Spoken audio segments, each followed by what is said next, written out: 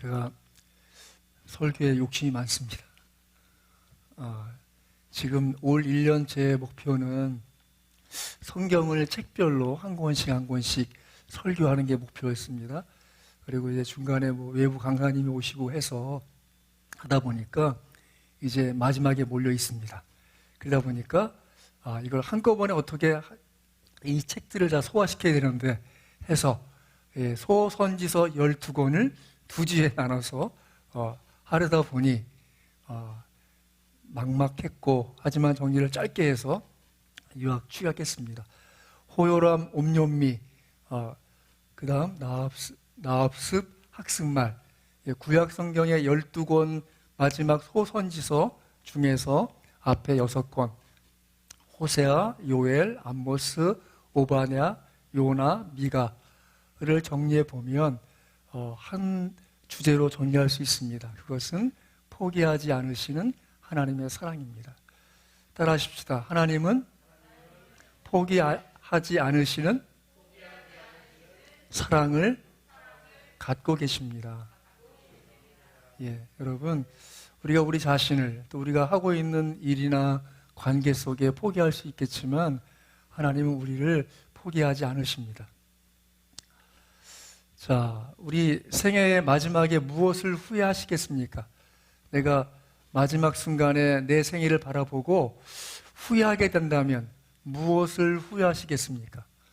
혹시 하고 있는 일을 더 성취하지 못해서, 혹은 내 꿈과 내 야망의 성취를 못해서 후회하시겠습니까?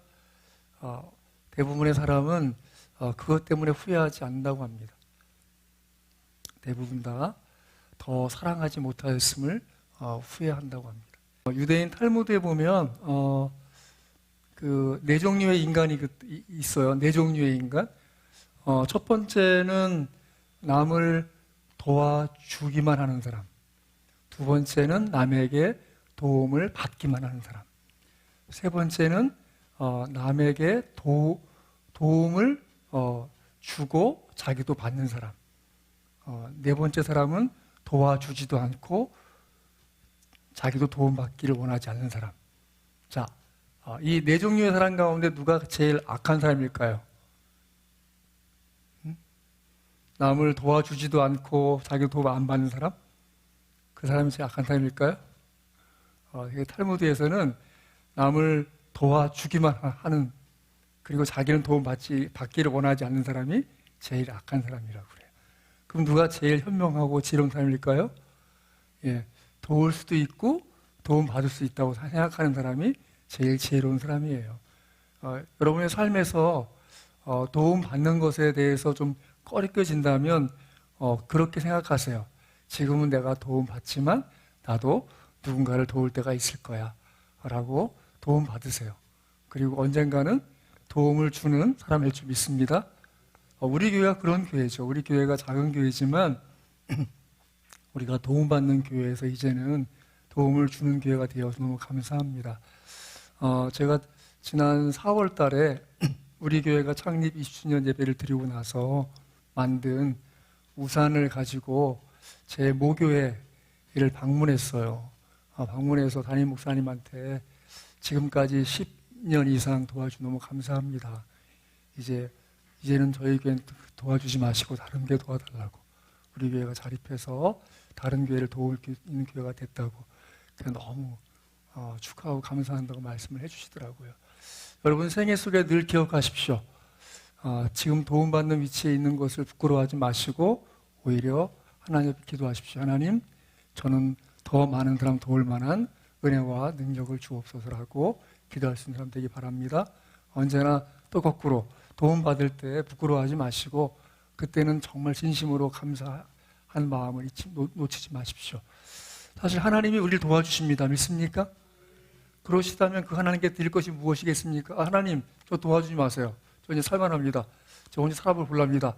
그런 거만한 태도가 아니라, 하나님 도와주시니 저도 누군가를 힘껏 돕겠습니다 라는 마음의 각오와 결심을 또 하나님께 드릴 감사가 있길 간절히 바랍니다. 자, 호세아부터 좀 요점을 간단하게 정리해 보겠습니다. 호세아는 북쪽 이스라엘과 남쪽 유다 모두에게 그들이 영적으로 하나님을 떠났다고 말하고 있습니다. 북쪽 이스라엘 왕국이 BC 722년 아수르에게 멸망하기 전에 마지막으로 활동한 선지자였던 호세아는 자기 백성에게 그들을 구하실 하나님께 돌아갈 것을 호소하고 있습니다. 그래서 호세아는 음란한 여인과 결혼을 하게 되고요. 그것을 통해서 하나님이 이스라엘이 하나님을 떠나서 하나님께 마음을 두지 않고 세상 많은 우상들이나 물질이나 권력이나 이웃나라에 대해서 기대하는 것에 대해서 호세아의 아내의 그 방탕함을 보여줌으로써 이스라엘의 그 본 모습을 깨닫게 해주시지만 마침내 하나님께서 당신의 백성을 회복시키실 것에 대한 그 극적인 묘사를 보여주고 있습니다. 우리는 우리의 삶의 상처를 하나님이 그것을 다 품으시고 또 그것으로부터 오히려 우리를 사랑을 드러내시는 수단 삼아 주십니다.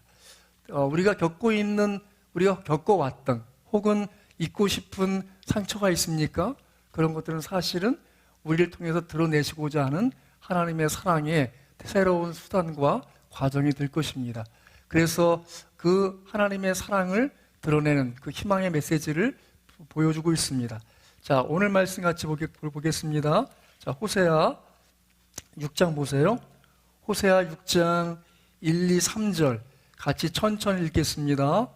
호세아 6장 1, 2, 3절입니다. 같이 읽습니다. 시작. 오라 우리가 여호와께로 돌아가자. 여호와께서 우리를 찢으셨으나 도로 낫게 하실 것이요 우리를 치셨으나 싸매어 주실 것이니라. 여호와께서 이틀 후에 우리를 살리시며 셋째 날에 우리를 일으키시리니 우리가 그의 앞에서 살리라. 그러므로 우리가 여호와를 알자 힘써 여호와를 알자. 그의 나타나심은 새벽빛같이 어김없나니 비와 같이 땅을 적시는 늦은 비와 같이 우리에게 임하시리라 하니라. 아멘. 하나님은 구약 성경과 신약을 통해서 드러나는 가장 그 아름다운 그림, 정말 하나님의 좋으신 그림이 무엇인가 하면 하나님은 기다리시는 분이세요. 우리가 돌아오기를, 우리가 마음을 다하여 하나님과 사랑의 관계를 회복하기를 기다리시는 분이세요.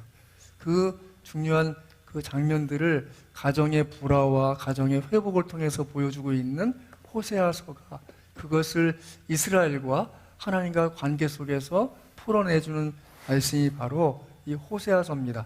오늘의 본문, 자, 2장 보세요. 오늘 같이 읽었던 2장 21절부터 23절까지 말씀에 하나님 이렇게 말씀하십니다.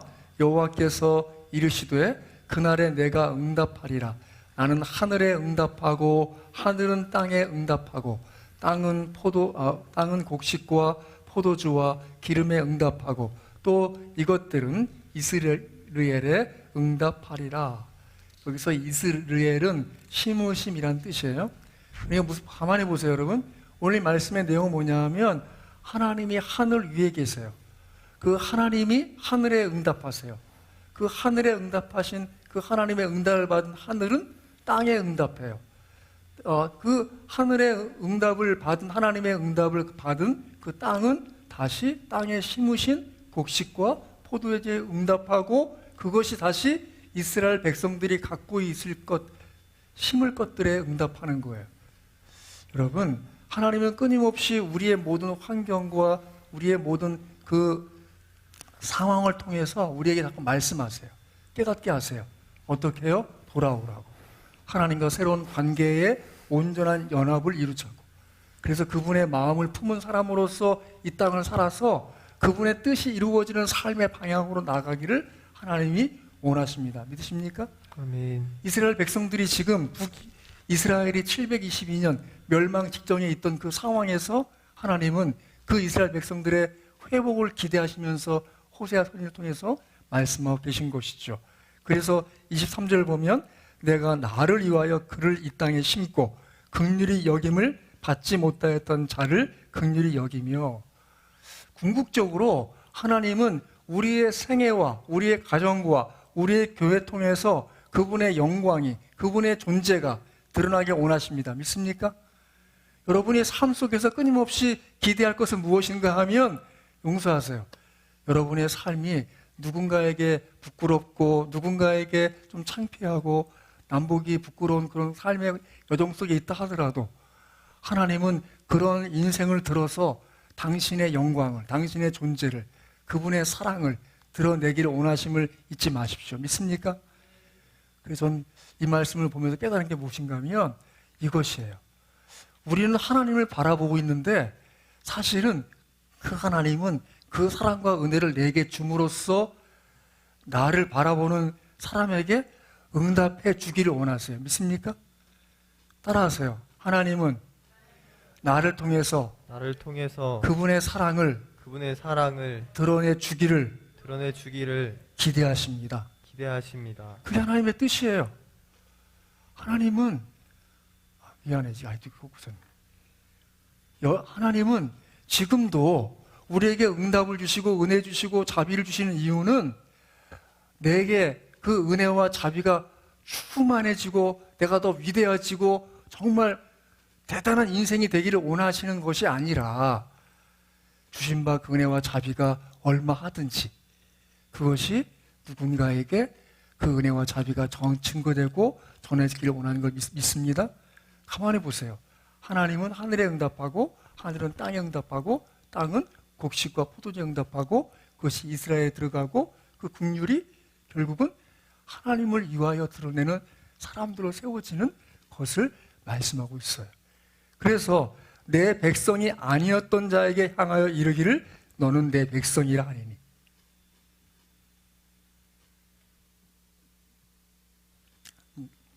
내 백성이 아니었던 자, 우린 다 하나님의 백성이 아니었습니다. 어쩌면 우리 가운데 누구는 여전히 내가 하나님의 백성이라고? 내가 하나님의 백성이야 라고 하나님의 백성에 대한 관계에 대한 이해 없이 그냥 막연하게 하나님을 듣고 보고 알고 있는 사람이 있겠지만 하나님은 그런 사람을 지목해서 말씀하시는 거예요. 내 백성이 아니었던 자에게 이르기를 너는 내 백성이다. 무슨 말씀이죠? 하나님이 그 사람을 백성 삼으셔서 하나님이 그 사람을 백성으로서의 통치와 보호와 돌봄과 양육을 하시겠다는 의미예요. 받아들이시겠습니까? 여러분의 믿음으로 고백하십시오. 하나님, 저는 당신의 백성이고자 합니다. 저는 당신의 백성으로 살기를 원합니다. 하나님의 통치와 인도와 보호와 돌봄과 양육받기를 원합니다. 라고 기도하십시오. 그것이 하나님의 뜻입니다. 그 말씀하시기를 이렇게 얘기합니다. 그들은 이르기를 주는 내 하나님이시라 하리라. 이것이 가능하게 하는 것은 오직 예수 그리스도이십니다. 예수님 끊임없이 우리가 주는 내 하나님이십니다 라고 할 때 뭐 때문에요? 왜죠? 라고 할 때 바로 예수님 때문입니다. 그분은 나 위해 죽으셨고 내가 하나님 백성이 아니었던 삶에서 돌이켜 하나님 백성의 삶으로 하나님께 대해서 무언가 기대하고 요청하는 하나님, 주는 내 하나님이십니다. 무슨 말이에요? 내 삶의 모든 통치가 주님께 있습니다. 내 삶에 지금 어지럽고 복잡하고 방황스러운 이 모든 것이 제가 할 수 없는 상황인데 하나님의 통치로 이것을 균형 있게 안정되게 온전하게 주옵소서 할 만한 믿음이 우리 안에 들어오는 것은 예수님의 십자가의 은혜입니다. 믿습니까? 때때로 내가 하나님에 대해서 주는 내 하나님이십니다라고 할 만한 건덕지가 없는 그런 삶이라 하더라도 남아있는 한 가지가 있다면 그것은 예수님의 십자가가 있다면 그분의 예수님의 이름이 있다면 그 예수님의 이름을 의지하고 싶다면 그것은 이제 하나님의 백성으로 새로운 삶을 출발하는 것이고 하나님 말씀하신 것입니다. 전에 내 백성이 아니더니 이제 내 백성이라 라고 말씀하시는 것이죠. 호사의 내용을 읽어보면 이스라엘 백성들이 정말 지지리도 못 났어요. 하나님이 그렇게 말씀하신데도 외면하고 결국은 파멸의 길로 가고 말아요. 자, 그 다음 요엘서입니다. 요엘은 위기의 순간에 하나님의 백성에게 말씀을 전한 하나님의 선지자였습니다. 메뚜기 때의 침입 때문에 유다 백성의 큰 위험이 다 당해 있어요. 재난과 역경을 만난 곳에서 하나님이 그들을 극적으로 전환시킬 수 있는 분심을 깨우치고 있습니다.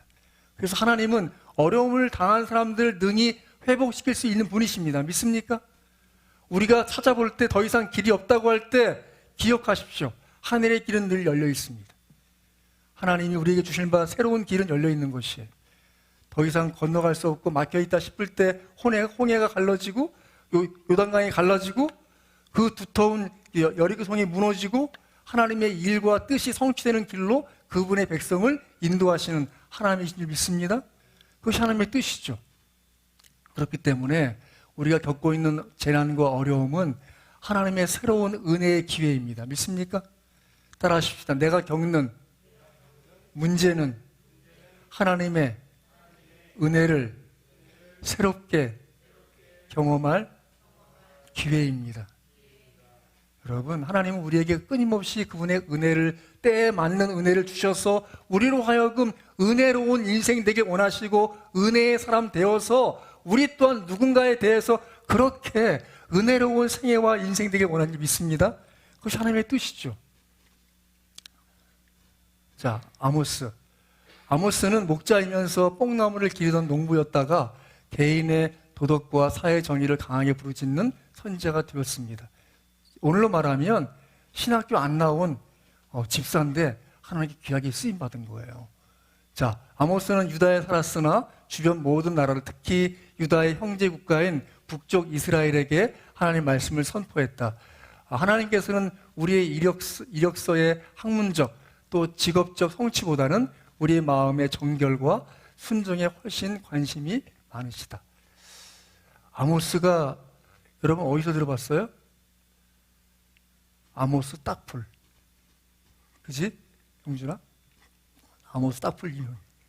이게 어쨌든 여러분 저는 게임을 좋아하지 않지만 게임 하시는 분들이 얘기해요. 이 복잡한 이름을 다 어디서 만들었지? 대부분 다 성경에서 나왔어요. 성경을 읽으면 모든 이름이 다 있어요. 어쨌든 성경은 무궁무진한 책인데, 자, 아모스 말씀 한 군데 보겠습니다. 자, 아모스 4장 12절입니다.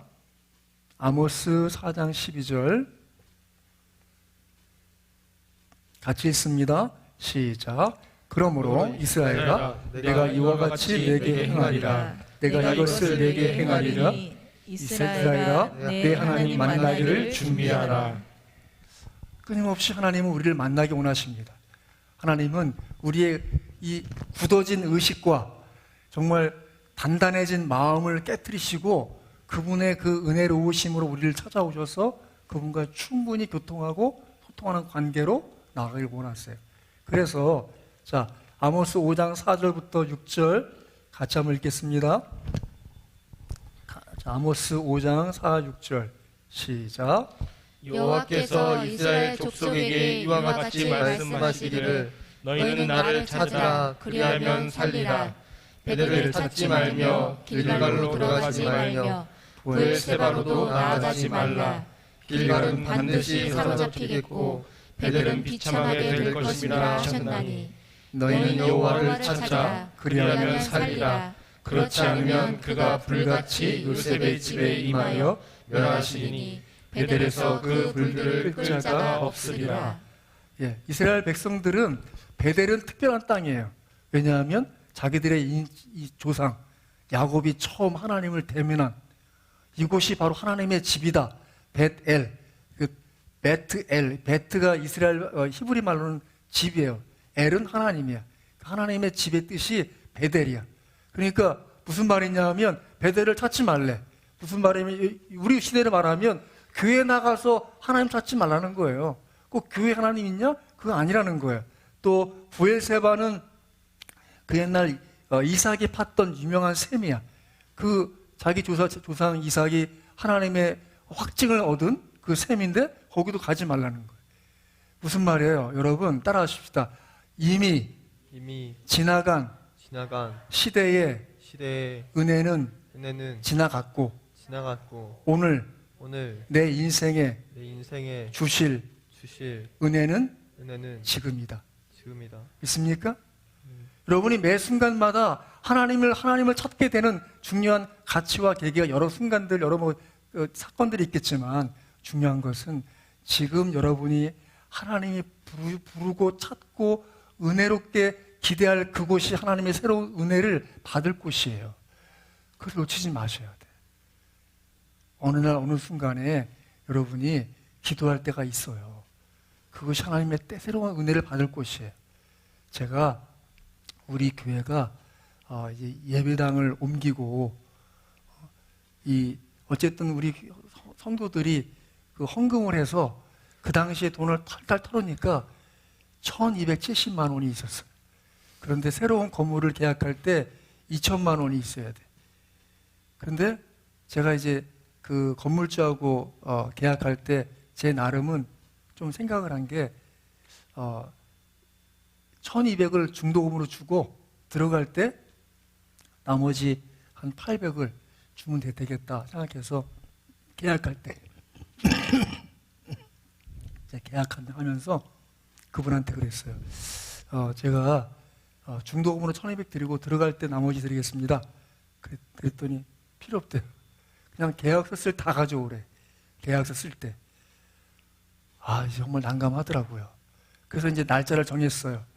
그런데 날짜를 정했는데 더 이상 방법이 없어요. 돈을 꿀 데도 없고 어디 누구한테 부탁할 데도 없고 그래서 이제 방법이 없어서 어쨌든 시간은 다가와. 1시에 만나요. 1시에. 저기 원곡 부동산 원곡 부동산 1시에 만나기로 했어요. 근데 아침에 마음이 너무 불안한 거야. 이 계약이 깨지면 더 이상 우리 예배당 옮길 것도 없고 갈 데도 없고 해서 어쩔 수 없이 기도했어요. 거실에서. 기도하면 마음이 평해. 마음이 편해.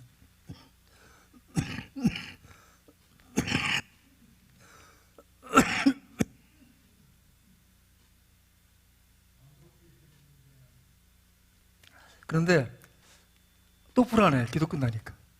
안 되겠다. 이번에 베란다에 나가서 저 하늘을 보고 두 팔을 벌려 기도했어요. 하나님, 은혜를 주옵소서. 어떻게 방법이 없으면 도와주십시오. 하나님밖에 없습니다. 기도했어요. 기도하면 마음 편해. 들어와서 이제 뭐 이거 하다가 또 불안해. 작은 방에 들어가 문 닫고 또 기도해. 또 불안해. 기도하면 마음 편해요. 이번에도 침대에 가서 엎드려 기도하고 시간이 점점 지나가요. 12시가 됐는데 정말 막 미치겠는 거예요. 왜냐하면 더 이상 방법이 없으니까 기회가 더 이상 없으니까 이 순간에 누가 나를 위해서 나와 함께 기도해 줄 수 있을까? 그때 갑자기 한 사람이 떠올랐어요.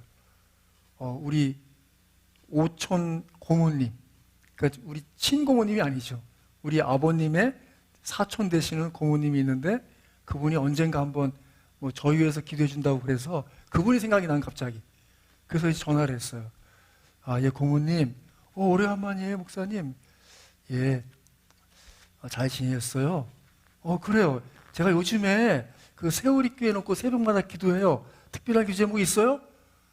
아니, 나 지금 어떻게 이 말을 기도해달라는 말을 하나 싶은데 먼저 물어봐주니 너무 고맙잖아요. 그래서 예, 저희가 이제 건물을 옮겨야 되는데 기도해 주세요. 오늘 오후에 계약하기로 했는데 한 700만 원이 모자라서 기도 부탁드립니다. 그랬더니 그래요? 그러면 그거 제가 해줄게요. 아니, 나는 돈 빌려달라는 것도 아니고 그냥 기도해 주세요 하는데 그분이 먼저 얘기하시는 거예요. 그 하는 말씀이 사실은 일주일 전부터 계속 기도할 때마다 세우리교회 말이 나와가지고 세우리교회가 자꾸 기도에 나와서 이거 전화 한번 해볼까? 연락해볼까? 하다가 말았는데 하나님의 은혜인가 보라고.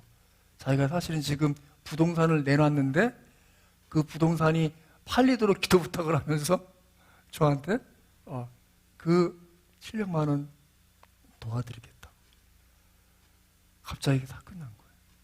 제가 그때 무슨 생각했는가 하면 지난 2시간 내가 지금 불안해가지고 기도하고 또 기도하고 또 기도하고 그랬는데 그 사실 응답받고 나니까 해결받고 나니까 그 불안할 일이 아니야. 그렇지 않았어요? 근데 그 순간까지는 불안한 거죠. 그럼 어떻게 해야 돼요? 기도해야 되는 거죠. 기도해야 되는 거예요. 여러분, 하나님은 당신을 찾기를 원하세요. 믿습니까? 만날 만한 때에 나를 찾으라고 말씀하고 계신 것이죠. 자, 그 다음 오바다 보겠습니다. 오바다는 구약 성경에서 가장 짧은 책이에요. 한 장으로 되어 있어요. 가장 짧은 선지서예요. 에돔 족속이 예루살렘 멸망을 기뻐했기 때문에 오바다는 에돔 족속에 대한 하나님의 심판을 선언하는 짧은 글을 썼다. 하나님께서는 항상 에돔 족속을 주목하시고 그들의 교만을 엄하게 다루셨다. 에돔 볼까요? 호요람, 아모스.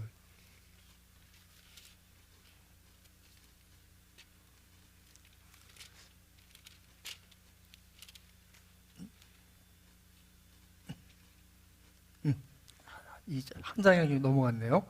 자, 1장, 3, 4절 같이 읽겠습니다. 오바댜, 자, 3, 4절 같이 한번 읽습니다. 시작. 너희 마음이 교만이 너를 속였도다. 바위 틈에 거주하며 높은 곳에 사는 자여, 내가 마음에 이르기를 누가 능히 나를 땅에 끌어내리겠느냐 하니, 내가 독수리처럼 높이 오르며 별 사이에 깃들지라도 내가 거기에서 너를 끌어내리리라. 여호와의 말씀이니라. 아멘. 에돔 족속은 이스라엘로 생각하면 큰 집이죠, 큰 집. 에돔은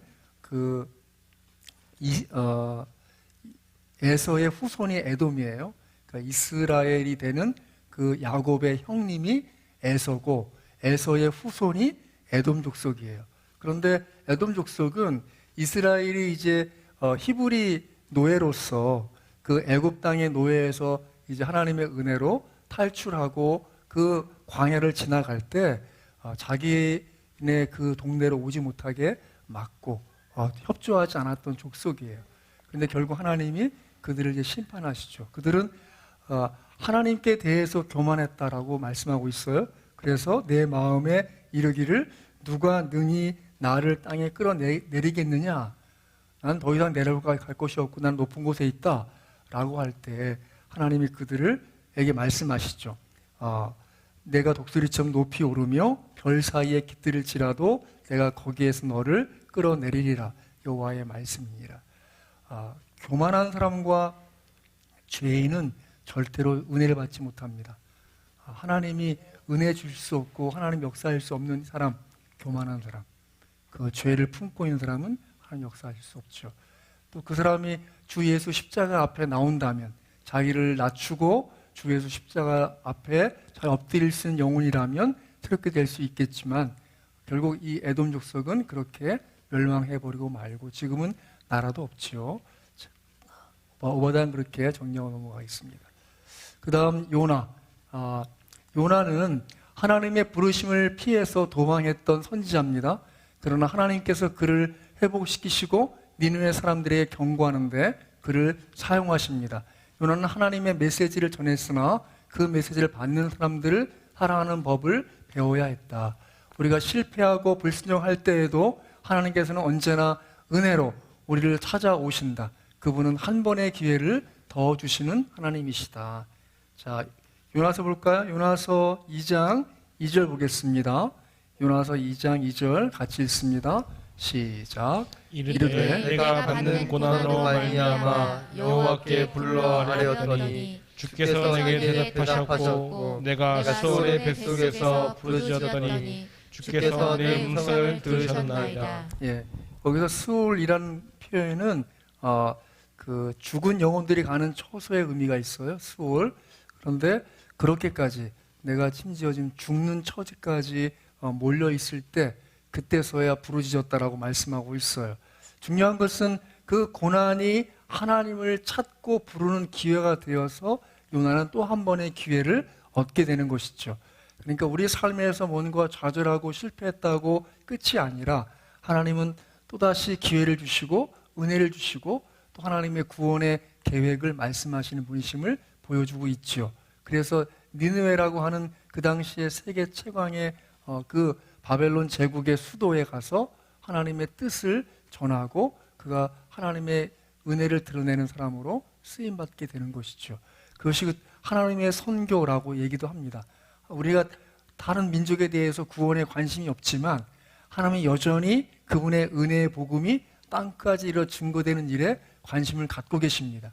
하나님의 백성이던 그 요나는 그 자기들의 적국인 니느웨가 회복되는 걸 원하지 않았어요. 그래서 그 일을 피해서 도망갔지만 하나님은 돌이켜서 그에게 회개의 기회를 주시고 돌이켜 하나님의 뜻을 이루는 기회로 삼으십니다. 요나가 그렇게 물고기 뱃속에 3일 있었던 것은 바로 예수님의 부활을 3일 동안의 죽음을 상징하는 것으로 예수님께서 말씀하시죠. 자, 미가서 보겠습니다. 사실 미가는 지난번에 한번 연초에 설교했는데, 미가는 불의와 자신을 보호할 수 없는 사람들에 대한 억압에 맞서 담대하게 외친 유다의 선지자였습니다. 미가는 스포트라이트가 비춰지지 않는 곳에 조용히 활동했습니다. 왜 그랬는가 하면 동시대에 유명한 선지자가 있었어요. 그 당시에 유명한 선지자 누구냐면 이사야. 이사야는 위대한 선지자죠. 왜죠? 일단 분량으로 이 성경책에서 66장이나 되는 성경을 기록해 남긴 사람이니까 정말 위대하지 않습니까? 그 반면에 미가는 겨우 이 짧은 이 예언서를 남겼으니까 그렇게 좀 미미하지만 하나님의 능력과 임재를 느꼈죠.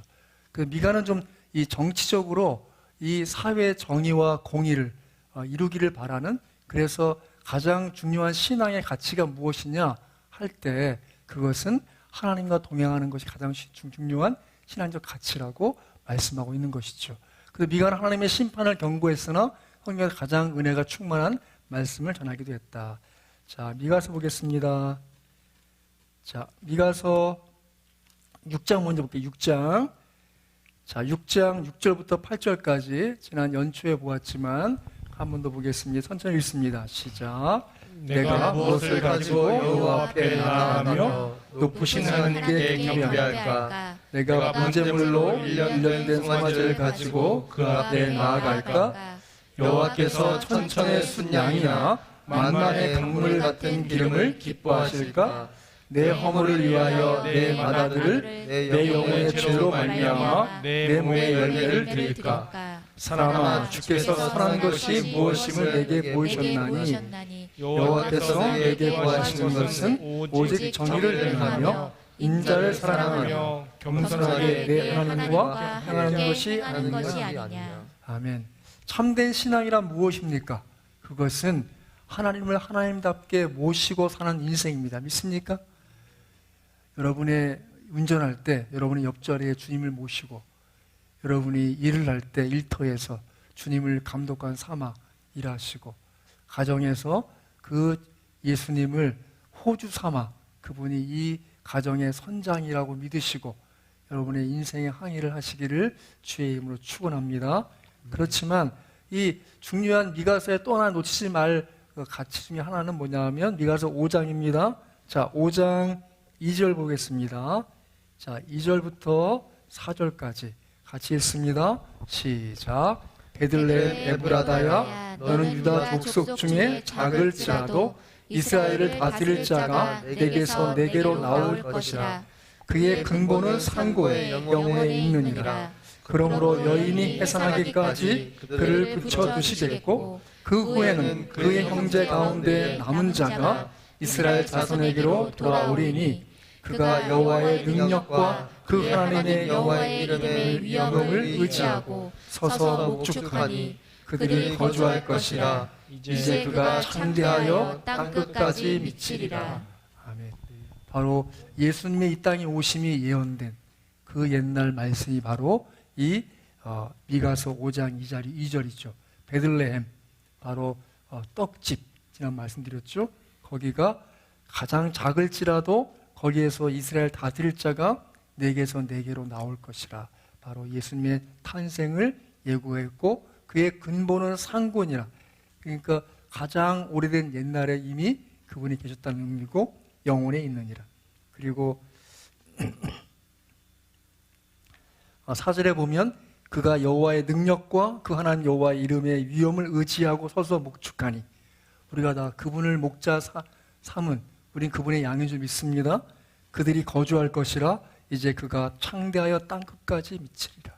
결국 주 예수의 복음이 땅까지 이루어진 줄 믿습니다.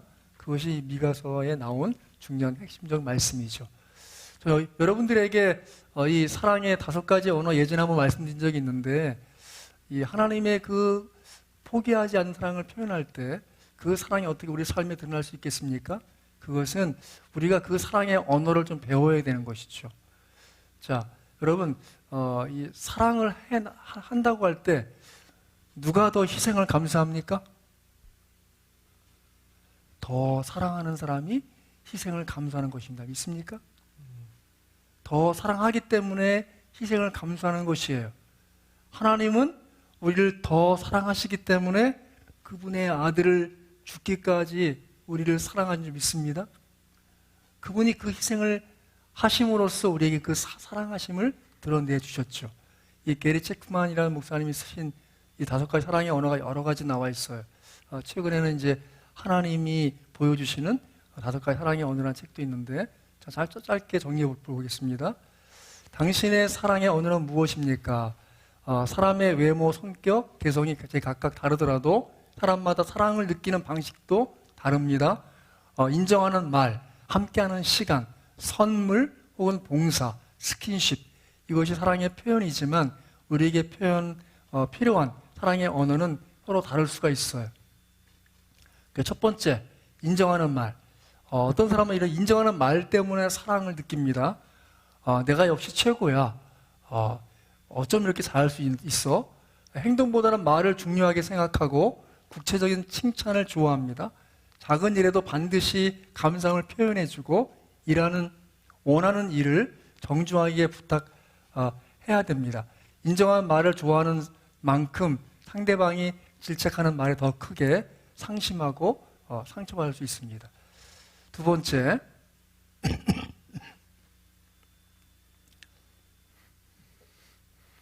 함께하는 시간. 완전히 나에게 집중해줘. 나와 시간을 많이 보내줘.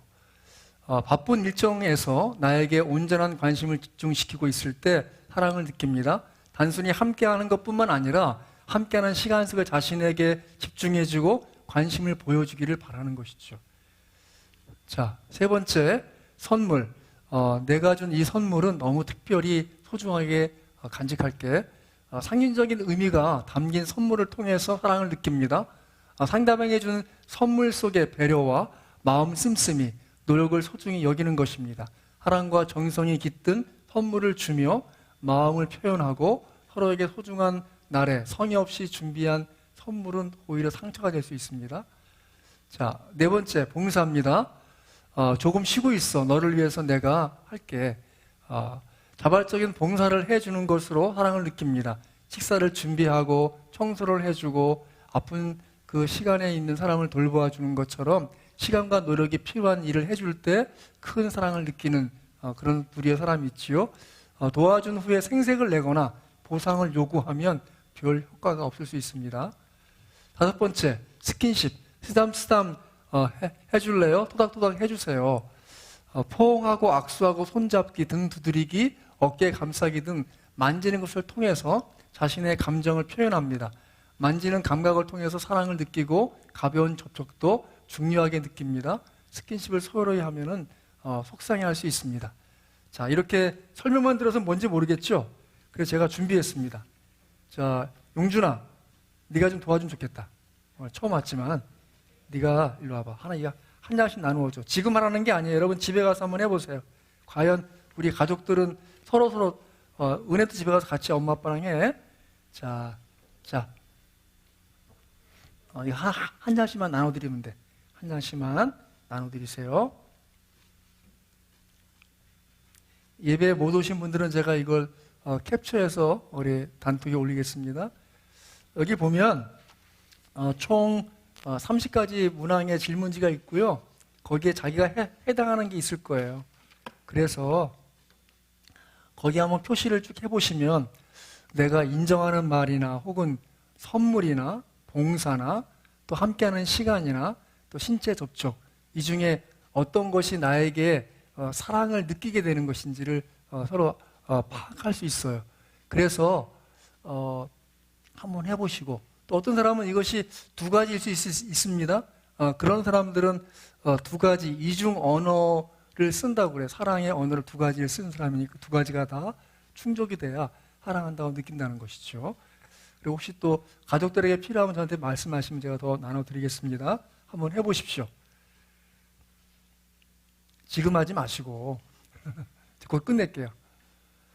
가족들과 함께하는 시간이 좀 더 많아진 요즘에 아이들에게 사랑의 언어에 대해 설명해주고 사랑하는 가족들과 함께 서로의 언어를 알아보도록 도와주는 것 중요하죠. 무슨 의미입니까? 제가 처음에 말씀드렸죠. 하나님은 하늘에, 하늘은 땅에, 땅은 곡식과 포도주에, 그 곡식과 포도주는 드디어 이스라엘의 씨앗이 되는 것이죠. 우리에게 주신 바 은혜는 나를 바라보고 있는 영혼들에게 흘려보내야 될 하나님의 은혜와 사랑인 줄 믿습니다. 그렇다면 우리는 그런 기회가 우리에게 주어져 있는 것에 감사하며 살 수 있습니다. 같이 한 말씀 읽어볼까요? 로마서 8장 32절입니다. 있습니다. 시작. 자기 아들을 아끼지 아니하시고 우리 모든 사람을 위하여 내주신 이가 어찌 그 아들과 함께 모든 것을 우리에게 주시지 아니하겠느냐. 아멘. 죄송한 말씀이지만 우리 성훈이 아빠가 우리 세우리교회를 위해서 우리 성훈이를 내놓는다고 하면 성훈이 아빠가 내놓을 수 있을까요? 갑자기 눈빛이 칼날같이 막 이제 뭔 말하는 거지 지금 뭐 이런 눈빛인데 사실은 하나님이 당신의 아들을 우리를 위해 내어놓으셨죠. 그러면 그분이 우리 위해서 무엇을 아끼시겠습니까? 그분의 사랑이란 여전히 우리의 그 모든 것을 포기하지 아니하시는 사랑인 줄 믿습니다. 여러분과 제가 그 은혜 속에 아들을 아끼지 아니하시고 우리 모든 사람을 위하여 내주시니가 어찌 그 아들과 함께 모든 것을 우리에게 주시지 아니하시겠느냐라는 말씀이 마음에 살아있어 그 예수님 의지함으로 여러분의 영원한 왕이시고 통치자 되어주신 하나님의 백성된 그 권세와 그 은혜를 누리시는 이 남은 12월 되시기를 주 예수의 이름으로 축원합니다. 아멘.